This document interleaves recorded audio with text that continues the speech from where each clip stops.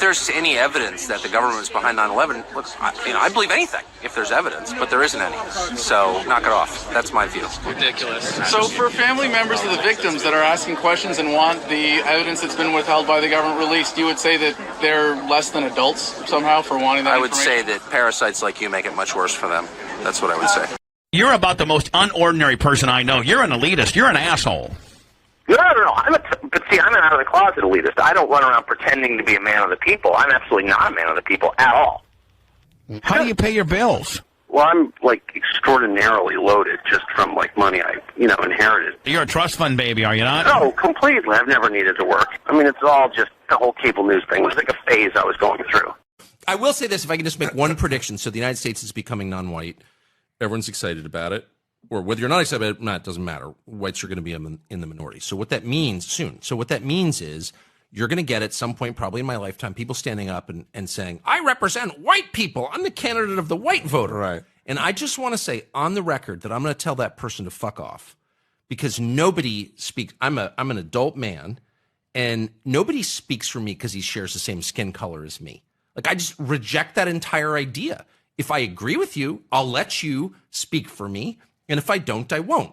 But this idea that someone of a certain skin color, any skin color, or any ethnic background speaks automatically on behalf of all people who share that skin color, ethnic background is a Nazi idea, and I'm totally opposed to it. And I will be opposed to it when it happens to me. When and this will happen. Someone's going to, white people. And I'm going to be like, I don't even know you, dude. I don't even know you. I refuse to allow you to purport to speak for me because we look the same. Period. I will document the many connections Tucker Carlson has to the CIA and other groups. The reason I'm doing this is because right now he is leading a major part of America off a cliff with his false conservative platform. He rages about the elite and how America seems to be going down the drain when he himself couldn't be more connected to these same elites helping to do it. He is a total shill, a puppet being used to distribute propaganda.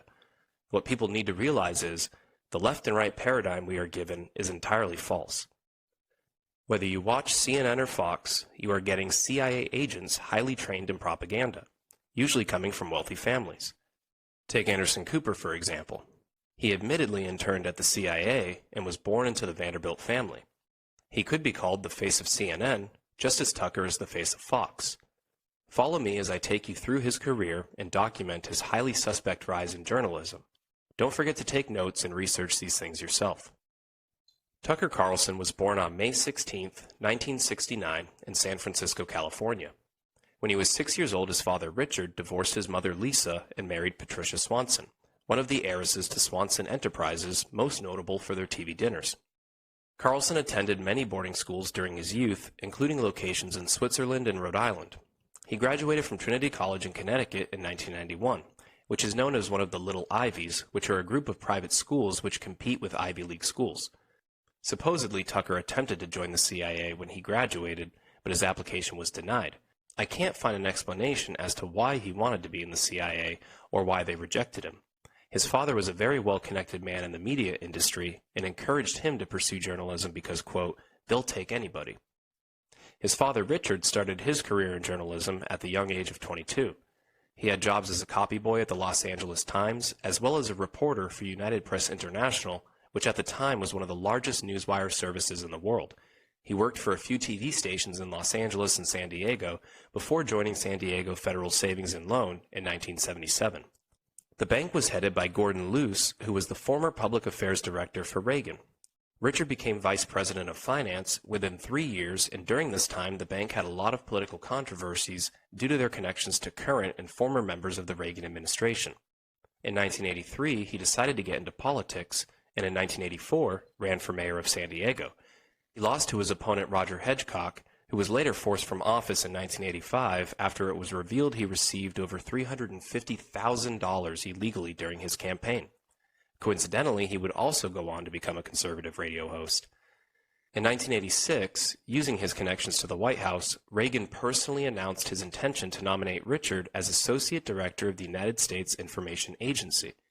He became Director of Voice of America, which was a propaganda broadcasting division of USIA. He served as their longest-running director. Voice of America started in 1941 when President Roosevelt established the Foreign Broadcast Information Service as a program directed by the Office of Strategic Services, which became the CIA. The intention stated publicly was to communicate America's views abroad, but it was really an outfit to disseminate propaganda. The first few broadcasts for Voice of America were done over British Broadcasting Corporation transmitters, but expanded rapidly and fell under control of the Office of War Information in 1942. The Office of War Information was tasked with creating and distributing propaganda domestically and internationally. They did this through various means such as broadcasts, newspapers, posters, films, and other media. The agency was terminated by President Truman in 1945, and their offices were transferred to the State Department, and most of the responsibilities were transferred to the CIA. It should also be noted that a Voice of America relay station in Thailand was used as a CIA black site referred to as Cat's Eye or Detention Site Green. These overlaps and connections between Voice of America and the CIA should not be glossed over. In 1991, Richard Carlson was personally nominated by President George H.W. Bush to be the U.S. ambassador to the Seychelles, a nation of islands off the eastern coast of Africa. In 1997, he became CEO of King World Public Television, which was later purchased by CBS in 1999 for $2.5 billion. He became the vice chairman of the Foundation for the Defense of Democracies, which is an organization that is part of the Israel lobby in the United States. It was founded by Clifford May, who was also a member of the Council on Foreign Relations, the Project for the New American Century, and vice chairman of the Republican Jewish Coalition. Now, you're starting to see that it was no mistake Tucker wanted to join the CIA and become a journalist, like father, like son. Tucker Carlson got his start in journalism when he was hired as a fact-checker for Policy Review. This was a publication put out by the Heritage Foundation. The Heritage Foundation was founded in 1973 by three men: Paul Weyrich, a political activist and commentator; Edwin Fuellner, an academic who attended London School of Economics, which is a Rothschild-controlled school, and who was also advisor to different government agencies and domestic policy consultant to Reagan; and last but not least, Joseph Coors of the Coors Brewing family. In 1975, Congress investigated the activities of the Korean Central Intelligence Agency in the U.S. Mr. Fuellner had met with the KCIA station chief, Kim Young-hwan, and in the early 90s, the Heritage Foundation started receiving donations from the KCIA. It should also be noted that in 2005, Mr. Fuellner was appointed to a task force on UN reform, which included such people as former CIA Director James Woolsey, with the goal of achieving a more effective United Nations. The task force was also supported by the Council on Foreign Relations. In 1977, Paul Weyrich hired a man named Roger Pearson to write for Policy Review. In 1986, an intelligence agency watchdog publication called the Covert Action Quarterly documented Pearson's connections to James Jesus Angleton, who was the former chief of CIA counterintelligence, as well as Daniel Graham, former director of the Defense Intelligence Agency. The Heritage Foundation was largely funded by Joseph Coors through his family wealth, but it also received funding from Chase Manhattan Bank, Pfizer, Dow Chemical, Sears, General Motors, Amoco, and Mobil. David Rockefeller was CEO and chairman of Chase Manhattan Bank at the time. It should also be noted that David's grandfather, John D. Rockefeller, who started the Standard Oil Company, had to break it up due to antitrust laws, and Amoco, as well as Mobil, were once part of the company. John D. Rockefeller also donated the 16 acres of land upon which the United Nations headquarters sits in New York. In David Rockefeller's own memoirs, he is quoted as saying, "Some even believe we, the Rockefeller family, are part of a secret cabal working against the best interest of the United States, characterizing my family and me as internationalists, and of conspiring with others around the world to build a more integrated global political and economic structure. One world, if you will. If that's the charge, I stand guilty, and I am proud of it." He also funded and was chairman of the Council on Foreign Relations. A quick little fun fact: before the homosexual political commentator David Brock, founder of Media Matters for America, a leftist propaganda outlet which received funding from George Soros and given office space by alleged pedophile and human trafficker John Podesta, he was on the board of the Heritage Foundation. He supported Hillary Clinton for president twice and dated James Alefantis, who has been accused of being a pedophile and human trafficker. He is also a friend of Lynn Rothschild. Lynn Rothschild supposedly abhors Trump and fawns over Clinton publicly, yet her and Trump go way back as well. Also, here's a photo of Trump laughing it up with Happy Rockefeller, wife of former Vice President and New York Governor Nelson Rockefeller. It's a great example to show you that these people are all liars and actors. They will fill whatever role they need to fill when they need to fill it. Sometimes that involves swinging to the total opposite side of the false paradigm politically if it's advantageous to the agenda of the elite. Pick your central banking puppet, left or right. It's all controlled, and these people are shameless whores. When Tucker Carlson left his job at Policy Review, he went to work for the Arkansas Democrat-Gazette under the tutelage of editor Paul Greenberg. Mr. Greenberg was very well connected, having his pieces published across 1,400 different newspapers within the Tribune Content Agency syndicate at the time. He also won a Pulitzer Prize in 1969 and appeared on major television networks as a political commentator on talk shows such as Charlie Rose. Now, I can't actually prove that Mr. Greenberg was CIA, but when I started to look at a few publications he put out, it made me start to wonder. In one article entitled How to Break the CIA, published on JewishWorldReview.com September 2, 2009, he defends the CIA from what he believes to be unfair persecution. He defends the torture of possibly innocent people as justified in the, quote, War on Terror. When referring to the torture of Khalid Sheikh Mohammed, he says, "Are we supposed to be sorry about that and proceed to punish those who uncovered these plans? On what theory? That no good deed for your country should go unpunished?" He also boo-hoos about the morale of the CIA and how investigations might increase their agents' anxiety.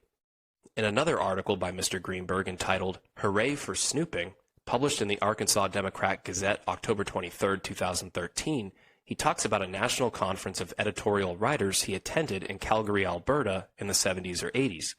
In the article he says that, quote, "That year at Calgary, one solemn resolution proposed that we stop talking to the CIA, since a number of journalists abroad had been assassinated on the pretext that we were all CIA agents, capitalist spies, tools of imperialism, and, well, you know the rest. As if the killers were so lacking in imagination, they couldn't come up with some other excuse to do away with us if they hadn't invented this one. So there we were, an all too solemn convention assembled, First Amendment or no, debating whether we should gag ourselves. I dissented, being an American, and unaccustomed to being told whom I could talk to or not talk to. Memory grows furtive, but I believe the resolution was defeated. That it was ever considered was disgraceful enough. It occurs to some of us that, if the CIA and FBI and NSA had been allowed to talk even to each other before September 11, 2001, that date might not have become another one that will live in infamy. If only big data could have been mined back then the way it is now, the country might have been a lot safer, along with the thousands of innocent victims who found themselves in the Twin Towers that fateful day, and others rushing to their rescue as firefighters and cops, and the troops who were stationed at the Pentagon as airliners were turned into flaming engines of destruction, their passengers and crews wiped out, including those who, like the ones aboard Valiant Flight United 93, were the first to mount a counterattack against the terrorists in this still continuing war. It would seem Mr. Greenberg, a very well-connected columnist, was very sympathetic to the ambitions of the CIA for seemingly no reason. It should also be noted he was Jewish and a Zionist. When Tucker left the Arkansas Democrat-Gazette, he went to work for the Weekly Standard News magazine in 1995. It was founded by William Kristol and Fred Barnes. William Kristol is Jewish and the son of Irving Kristol, who's been described as, quote, the godfather of neoconservatism. Irving Kristol was also a member of the Council on Foreign Relations and worked for the Congress for Cultural Freedom. The Congress for Cultural Freedom was a group started by a Jewish CIA agent named Mikhail Jocelyn in 1950. It distributed anti-communist propaganda in 35 countries and published over 20 magazines. In 1966, the New York Times ran a series of articles exposing it as a front for the CIA to transfer money to the State Department and the United States Information Agency, the same agency which broadcasted Voice of America, which Tucker's dad was the director of.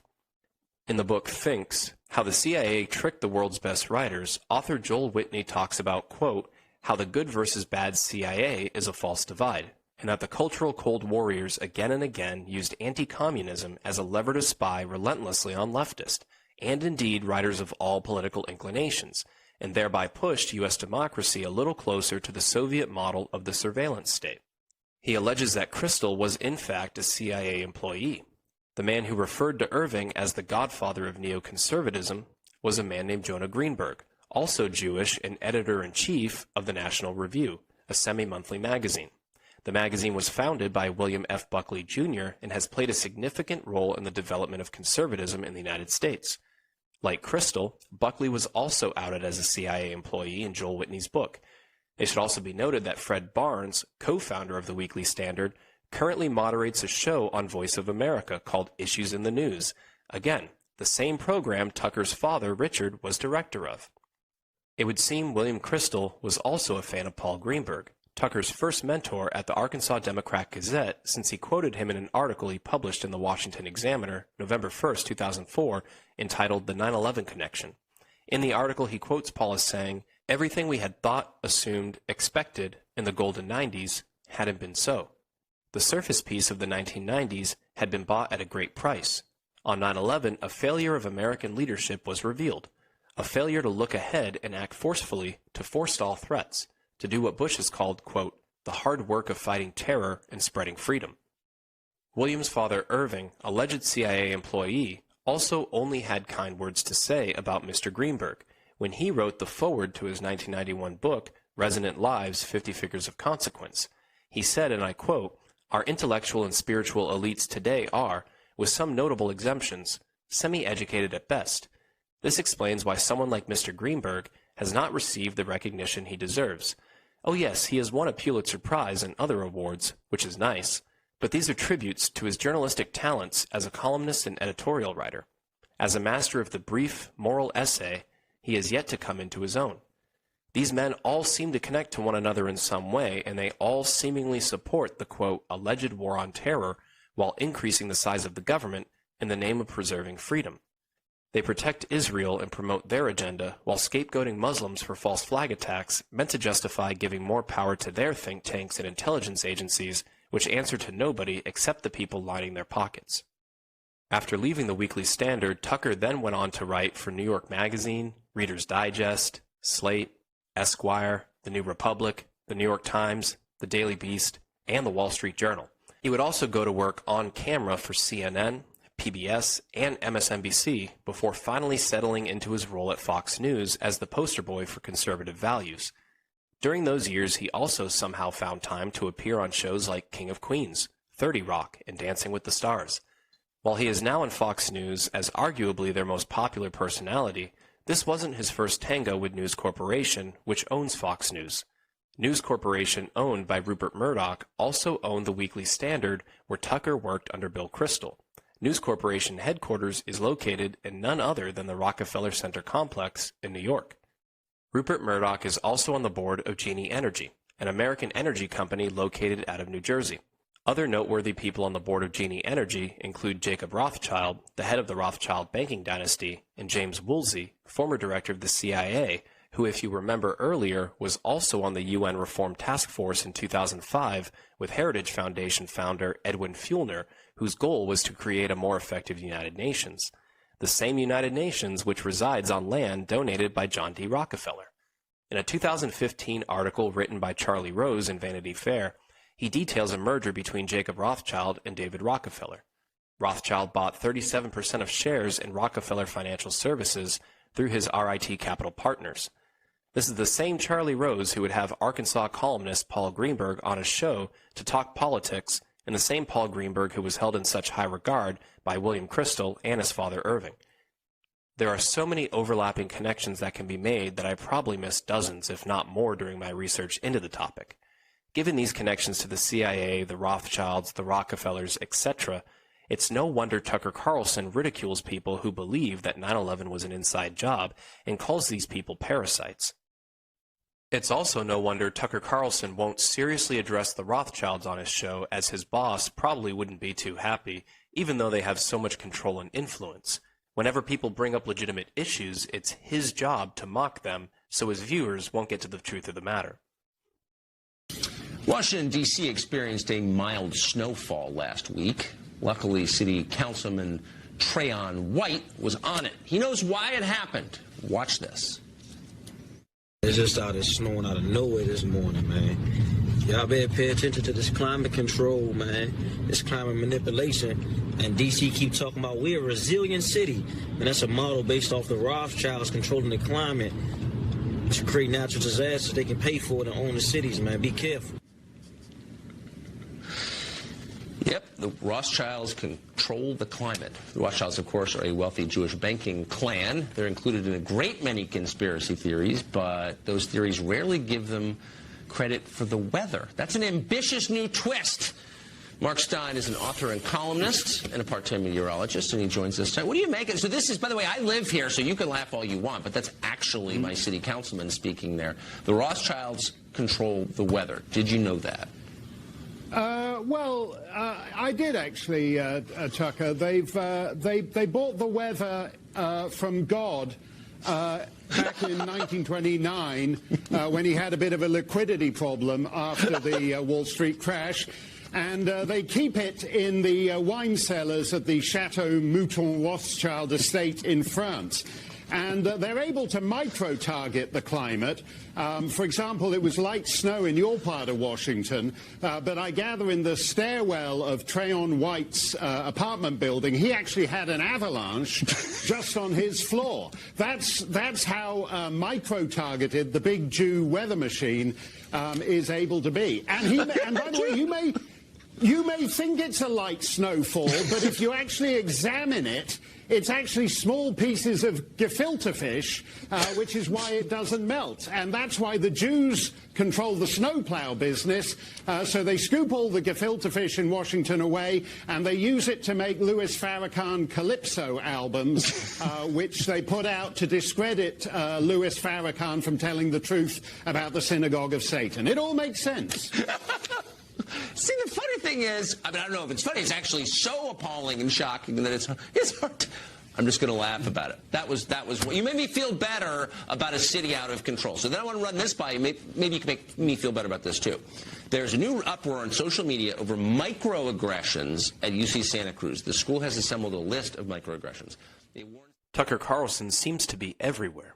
He has become the face of the conservative and right-wing movement in the United States, surely due to the incredible amount of connections he has to intelligence agencies and the government.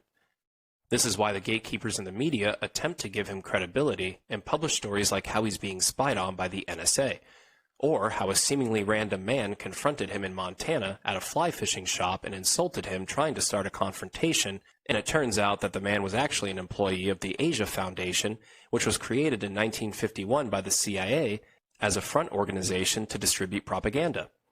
If you had any doubts before watching this that Tucker Carlson was controlled opposition, I hope the research I presented will put that to bed.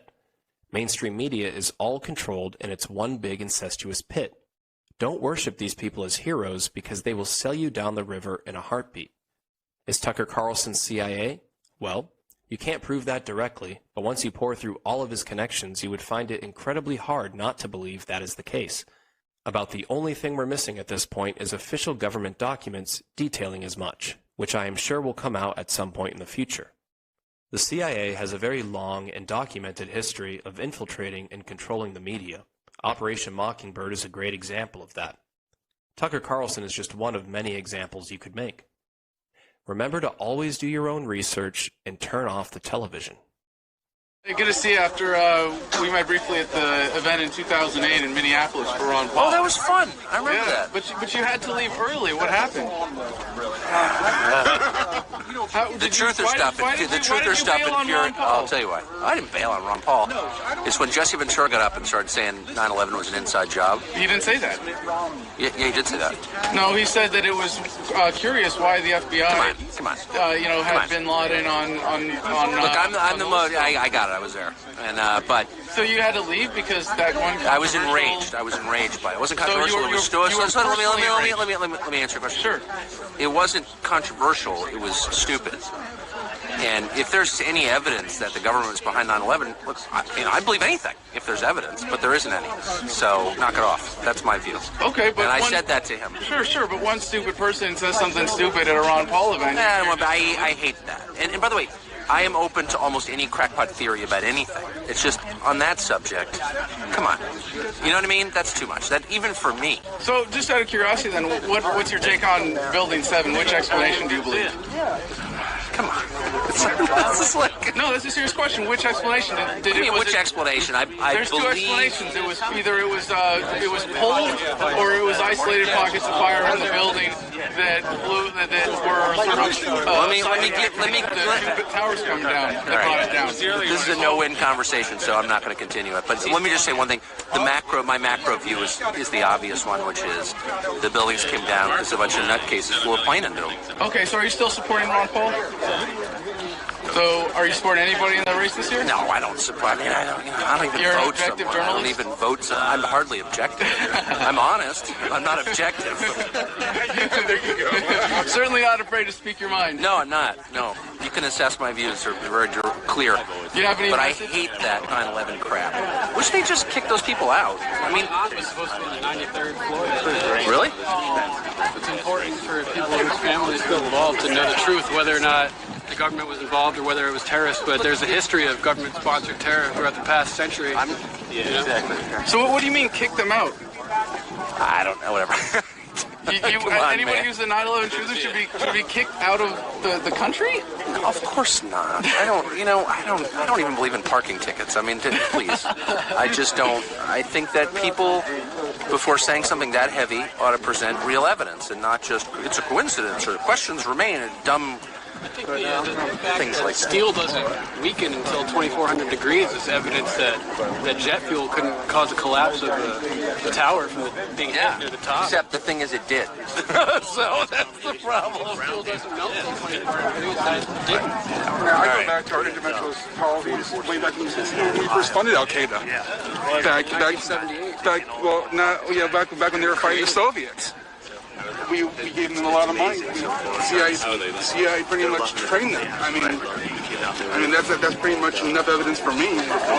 That the government brought down the Twin Towers? You know what, the government was involved in bringing that into our, because they would not be trained, because who trained them? The government trained them. The CIA trained them. Special ops trained them. All right. I've had this debate so many times. It's not, I don't know. It seems to me that it's kind of beneath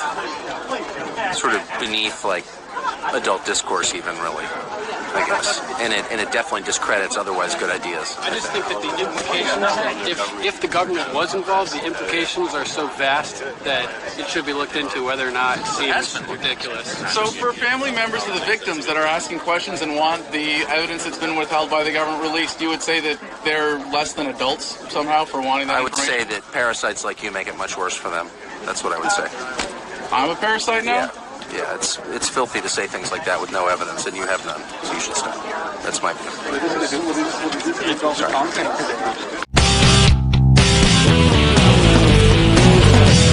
Welcome back. Millions of people watched the horror of 9/11 right before their very eyes, live on television. 2 planes crashing into the World Trade Center, and less than a couple of hours later, both towers, of course, collapsing. My next guest says that hijackers may not have brought down the towers by themselves. Here to explain his controversial theory, Stephen Jones. He's a professor of physics at Brigham Young University in Provo, Utah. Professor Jones, thanks for coming on. Sure, thanks, Tucker. Well, just sum up this, obviously, your theory, just the one sentence that I just explained in the intro, contradicts what we all think we know about how these towers collapsed. Quickly sum up your explanation for what happened. Well, I'd like to start with this paper that you referred to. It's available online. What I'm doing, Tucker, is presenting evidence but it's a hypothesis to be tested. That's a big difference from a conclusion. And so I just wanted to clarify that. But to sum up, I've looked at the official reports by FEMA and so on regarding the collapse of these buildings. Right. I'd like to look at the collapse of Building 7 in just a minute. It was not even hit by a jet, okay, so we should look at that. The 2 towers, the explanation has been that the fire inside was so intense that it weakened the structural steel and that each floor collapsed down upon the next in a pancake fashion and they imploded in on themselves. Is that essentially, I think, what people think? Yeah, that's basically it, yeah. And so what I've done is to analyze these reports. But I would like to do a little experiment with you, Tucker, if I could. I sent out a video clip of the collapse of Building 7. because most people haven't actually seen that one, and that's the crux of the argument that I'm presenting. Okay, sum up very quickly the argument for us. You believe there were explosives in the buildings planted by someone, detonated. Well, yeah. Is that correct? In other words, the hypothesis to be tested is there's two hypotheses here. One is fire and damage caused all three buildings to collapse. Okay. The other is that explosives in the buildings may have caused the collapse. And so then we analyze and see which fits the data better, and I've done that in my 25-page paper. I want to read you a quote from the Deseret Morning News, a paper in Utah from you. I'm quoting now. "It is quite plausible that explosives were pre-planted in all three buildings and set off after the two plane crashes, which were actually a diversion tactic. Muslims are probably not to blame for bringing down the World Trade Center buildings after all."